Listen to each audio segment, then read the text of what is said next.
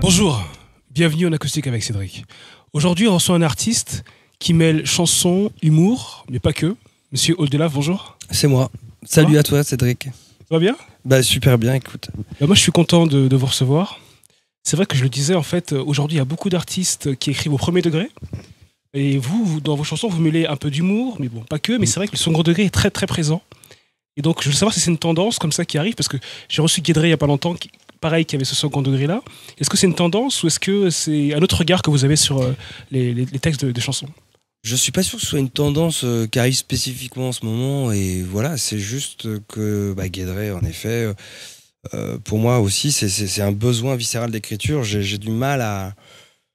Peut-être à me livrer plus, c'est son cas aussi. On se cache peut-être devant parfois un personnage. Bon, c'est plus le cas aujourd'hui. Moi, j'arrive un peu plus à faire des chansons qui sont plus premier degré. Il y en a dans cet album-là, si tu veux. Mais l'humour, tu vois, qu'il y a dans les chansons, pour moi, c'est un outil nécessaire pour dire des choses qui sont parfois trop dures et trop violentes, peut-être à dire comme ça au premier degré. D'accord. En parlant d'humour, moi j'ai découvert la tristitude. Et bien t'en as pris. Voilà. La tristitude, voilà, c'est un phénomène. En plus, ça a commencé, en tout cas de mon côté, par du bouche à oreille.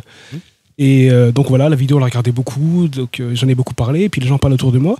Et après, j'ai vu que vous faisiez chez Drucker quasiment une fois par semaine, un truc comme ça. Ouais, c'est ça. Ouais. Écoute, je suis venu faire de la promo avec cette chanson pour la sortie de l'album à l'époque, c'était en 2011, et puis ils m'ont gardé. Et 2 chanteurs, je suis passé chroniqueur radio. Voilà, et donc la chanson, il y avait le clip qui était sorti en même temps. Tu vois, il y a eu plusieurs choses qui se sont mêlées et qui ont fait qu'elle a vraiment accroché dans la tête et dans le cœur de gens. Donc il y avait une vie un petit peu underground sur Internet où les gens bouche à oreille, comme tu disais. Et puis il y a une vie publique aussi avec des grosses émissions de radio, de télé. Et je suis content de ça. Alors, elle s'est pas retrouvée pour autant vraiment en playlist sur les radios. Pourquoi ? Pas parce que c'était une chanson humoristique. Et on m'a dit clairement, pas la programmer, c'est humoristique, ça fait. Mais quel est le problème ? Mais bon, voilà. Pour moi, ce qui compte, c'est que les gens se la sont passés, se la sont même appropriés. Il y a eu pas mal de versions des internautes qui ont chanté dessus. Donc ça, c'est chouette. C'est ça qui me rend le plus heureux. Ouais. D'accord. Et donc en concert, comment ça se passe alors ? Parce que donc en concert, vous super bien. en concert, donc vous mêlez le côté humour, le côté donc chanson aussi avec des textes qu'il faut un peu plus écouter. Comment ça se passe ? Comment les gens arrivent à passer d'un univers humoristique à un univers un peu plus sérieux ? Moi, j'ai toujours été persuadé qu'on pouvait le faire. Parmi les gens qui m'ont le plus fait rire sur scène, tout artiste confondu, il y a des mecs comme Souchon ou Thomas Fersen, si tu veux, donc qui sont très chansons. Mais en fait, le rire, il fait partie de la vie. Il y a des moments dans nos vies quotidiennes, on a besoin de rire. D'autres moments, on a besoin de pleurer. On n'est jamais tout le temps tout gai ou tout triste. On a vraiment besoin des deux. Et je crois que c'est pareil sur scène. On présente un moment de vie ensemble, un petit voyage d'1h30. Et donc, il y a en effet beaucoup de moments qui sont vraiment très amusants. Et puis, on voit des gens à certains moments qui pleurent, qui lâchent des larmes. Il y a des chansons qui sont lourdes de sens, même s'il y a des petits sourires à l'intérieur. Et donc, ouais, je crois que c'est vraiment... c'est viscéral pour moi de mélanger les deux. Et j'ai l'impression de plus me ressembler, puis de plus coller à la vie, en fait, finalement. D'accord. Est-ce que vous pouvez me parler un peu de cet album ? C'est un chef-d'œuvre, plus qu'un album. Que dire ? Est-ce que vous pouvez me parler un peu de ce chef-d'œuvre ? Oui, c'est ça. C'est un album qui s'appelle Goliath et dont je suis très fier.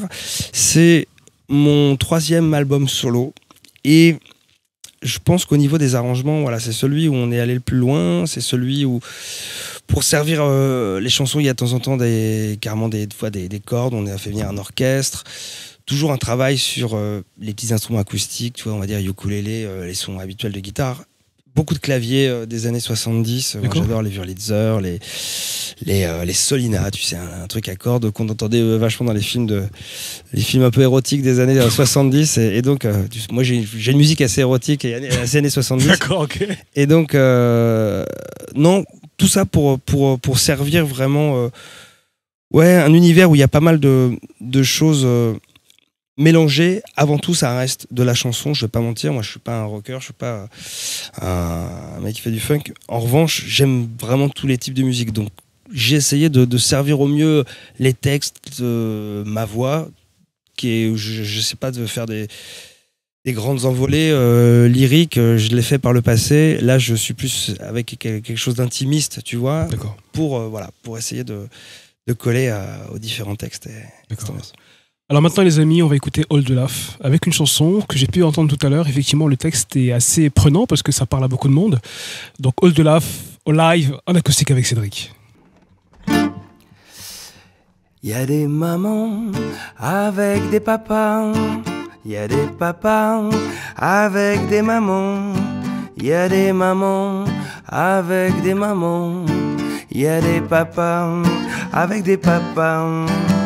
Il y a des papas avec deux mamans, il y a des mamans avec pas de papa, il y a des mamans, parfois on sait pas, et des papas, on aimerait que non, qu'ils ventent, qu'il pleuve, ils font tout ce qu'ils peuvent, ils doutent quand même que leurs enfants les aiment, mais les enfants, y'a qu'avec les cons qu'ils sont malheureux.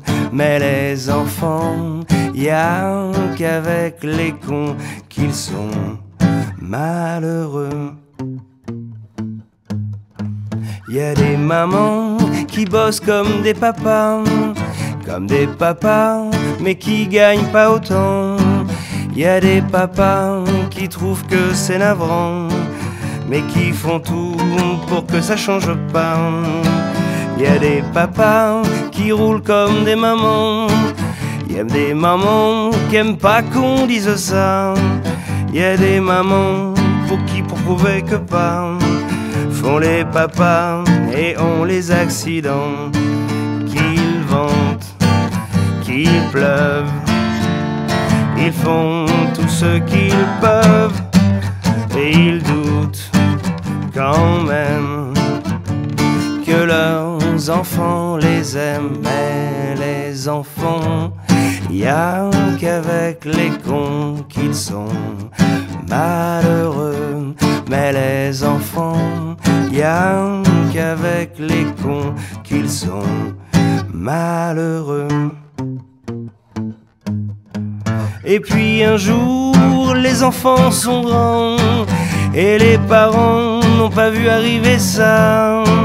Et ils attendent leur tour, évidemment, de jouer à la maman et au papa. Et puis un jour, les enfants doucement repensent à leur maman et leur papa, en se disant que oui, finalement, ils étaient pas si mauvais que ça. Mais les enfants, y'a qu'avec les cons qu'ils sont malheureux. Mais les enfants, y'a qu'avec les cons qu'ils sont malheureux. Mais les enfants, y'a qu'avec les cons qu'ils sont malheureux.